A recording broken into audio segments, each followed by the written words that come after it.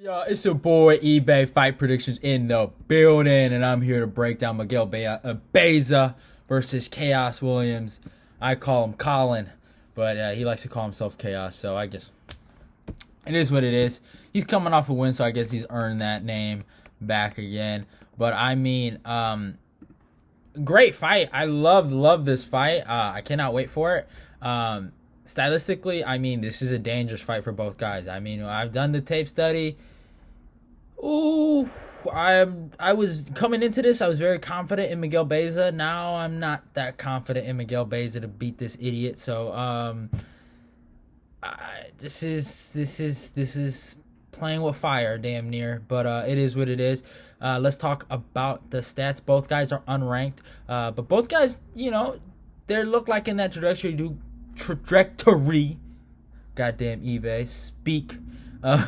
Trajectory to get ranked, and yeah, they are coming off some losses. They were given some big tests and they failed, and give really good opportunities on main cards, and they didn't do so well. But they have always performed on the prelims or obviously I think Miguel got a co-main event slot one time against Takashi Sato. But I mean, besides that, they have their last fights, or for Khaos is his second to last fight. Both guys had big tests, and they didn't necessarily perform to their best ability, but they're still really good fighters. More Miguel Baeza than anything.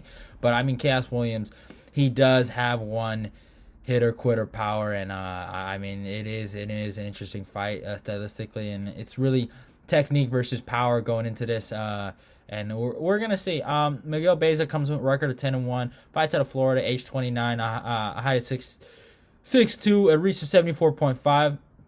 Khaos Williams, 12-2, fighting out of Detroit, Michigan, age 27, a height of 6 foot, and it reaches 77. So I mean, first thing that kind of just pokes at me and is in my face is the reach advantage that Khaos Williams has, and that's something he's gonna really use in this fight, and something that he's taken advantage of in his other fights. Especially against his fight against Matthew Selmsberger, and he was able to use his reach to kind of I guess dictate where the fight would go and how many combos Matthew was willing to throw at him. He used that reach to kind of use it defensively and offensively, and I don't think he's necessarily a really good technical fighter, but he knows how to fight. I will give him that. He knows how to fight. He knows how to use his arms, and I don't know, man. It's just, here's my thing about Khaos, man. I don't see the talent. I just see a lot of power, but he has some good background in his skill set, especially his boxing. He does come from a boxing background, and I just a guy, and I do watch boxing. I don't usually talk about it on the on my channel. I'm more of an MMA fan, but I am an avid watcher, and it's just like, for me, when I watch him throw punches, when I watch him throw combinations, it's like, bro, especially against Matthew Selmsberger, how can you say you have a boxing background and you're throwing punches like that, man? And you're just throwing it off the hip, and it just seems wild and uncontrolled. And it's not like he's fighting out of a bad gym. Jackson Wink, multiple time champions, have come out that gym, and it's like, I don't even blame the coaches. I really blame it on Khaos, and it's just, I don't know, man. It is what it is. But if we look at what Khaos has accomplished in the UFC, I mean, he's accomplished a lot of good things, right? I will give him that. He has accomplished a lot of good things, and he's only been here for a little bit, but he's just not. I'm sorry, y'all. People are gonna get mad at me, but there's a lack of technique in there. I don't know if it's on purpose, but it's just, there's no reason for him to be fighting the way he fights sometimes. I don't know if he's just a natural scrapper and he goes in there to scrap, and he's just a wild guy. But I mean, he fights Alex Morono. That's a good win. Knocks him out quick. That's a really good win to have. Morono is, I think, on a 2-fight win streak. Just beat Cowboy Cerrone, so there's no shame in beating Morono. But I mean, the way he beat him, he bum rushed him basically. And don't get it twisted. Guys like Francis Ngannou have gotten away with this, but I mean, Ngannou has obviously proven himself, right? I don't think Khaos has yet to that point where, like, he can do this to the highest level, and like Ngannou has shown that his power can work at the highest level, right? Of the heavyweight division. I don't think it can do that, but he knocks out Abdul Razak Al Hassan. That was a crazy knockout. I mean, this knockout propelled him to, heights that, he was being talked about a lot. I'll never forget. It was on the, I think, RDA versus Felder card. A lot of people were saying this and that, and they gave him a lot of credit, a lot of credit. And I feel he was on that prospects to look out for. And then he came across a guy named Michel Pereira that didn't give a fuck about his power, and just absolutely, I know a lot of people, they hate on Pereira for what he did in this fight, but in my humble opinion, rewatching it, I have a great appreciation for it, because he put on a masterclass of defense, range, and wrestling, and overall MMA IQ. There was a game plan obviously input in that fight. He exceeded to that game plan. He knew what he had to do. He had to take him down at certain points of the fight. All right, not keep him down forever, but he had to show his strength. He also had to use his jab. He has to use his footwork, and not basically be a stationary target and move, get out the way, hit, and not get hit, basically. And he made Khaos Williams look like a dummy. He hit him sometimes. Don't get it twisted. He did land, and he was landing some bullshit leg kicks. But, the fact that this kid thought he won this fight, that's crazy. He lost. He lost. He got beat, and he got styled on, in my humble opinion. The takedowns were good. And Michel Pereira ain't no fucking D1 wrestler. That's all just from either in the gym or jiu-jitsu, and he got him down. And obviously, Khaos doesn't have that in his background, but still, it's just like, it is what it is. Then he fights Matthew Selmsberger. This, I give him credit. I guess he showed that he had a chin in this fight and that he's tough. Selmsberger hits hard. He showed that in his last fight. I don't know. It was 28-29. Selmsberger almost won this fight. If he just made some certain adjustments in the third round, it wasn't as if Khaos was hurting Selmsberger, but he was just throwing more output, and he won the fight, but it wasn't nothing impressive. It just seems like Matthew Selmsberger lost and just was a little off that day. Even though he was a little off, he still had a really, really good performance. It's just he couldn't really get his shit in, and Khaos did his thing, and then that was his first fight with Jackson Wink MMA, and it is what it is, but it wasn't nothing to fucking be proud of, in my humble opinion. He's a good fighter, though. He beat in Selmsberger. I'll give him that. But he's beating good people.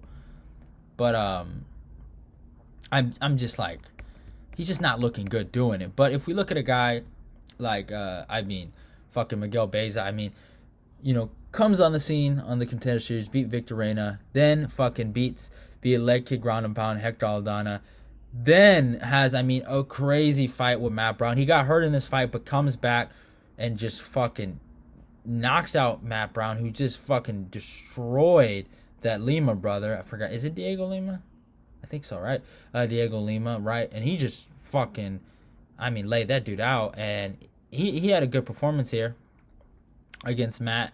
Then he fights Takashi Sato, and I doubted him here, and I've never been the biggest. It's another guy. I've never been the biggest believer in Miguel Baeza. I've always kind of felt like, I don't know, like, I don't think he's as good as everyone thinks he is. I think he's good, but I don't think he's, I don't think he's gonna win a world championship in just a year. You know what I'm saying? Like, I think it's gonna take time.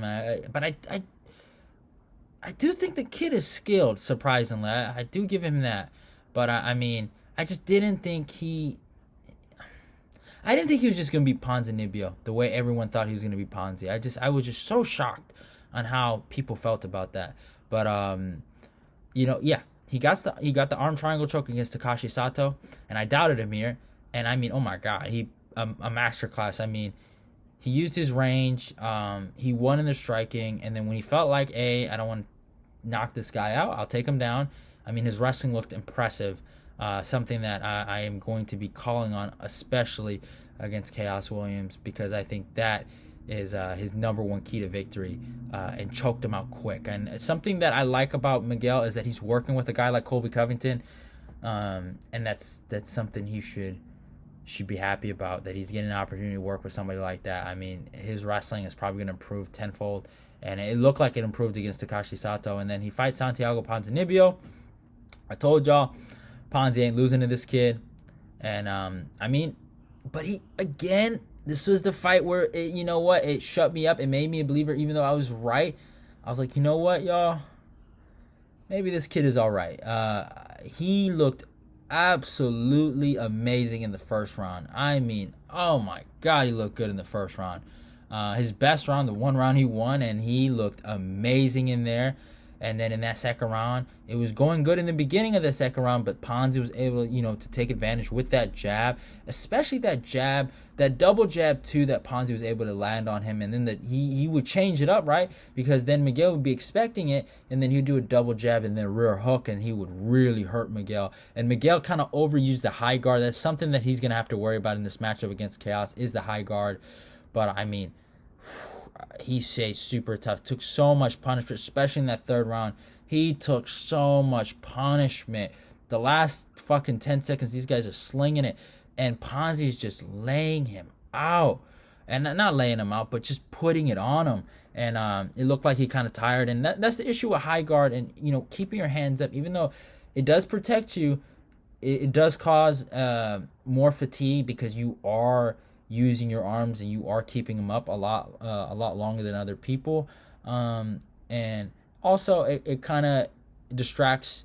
I wouldn't say distracts, but it doesn't help you with your overall defensive ability. It doesn't make you more defensively aware. You know what I'm saying? It kind of it makes you almost a stationary target. It doesn't allow you to move as freely as you can, but there's obviously risk to it. If you have your hands super low, most likely you could really get hurt, so it's a catch-22, and there's good things and there's bad things. And obviously high guard is his thing, so I'm not saying he should throw it away. Obviously, look at Peter Yan, he's mastered high guard, right, in the UFC, and is phenomenal with it. But I would like for him to incorporate more dimensions to his defense. And I would like for him to not necessarily always use the high guard. If you're in the pocket with Khaos, then keep your fucking hands up. But if you're I wouldn't say in the pocket, but if you're in striking range, you don't have to keep your hands up all the fucking time. Kind of move your head. Change angles, use your footwork. He's also somewhat flat-footed in there. That's something I've noticed. But Khaos Williams is super flat-footed too. So both guys are flat-footed.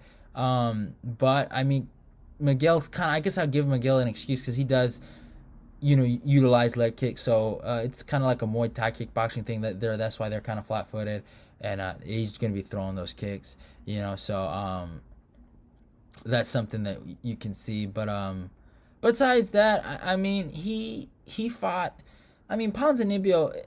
I think when Ponzinibbio left the division for 2 years because of injuries, he was like number 7 or 6. In my humble opinion, I do think Ponzinibbio is a top 5 guy. At that time, he was a top 5 guy. And in his prime, he was a top 5 guy. And even right now, he's still in the top 10. He's still a formidable guy.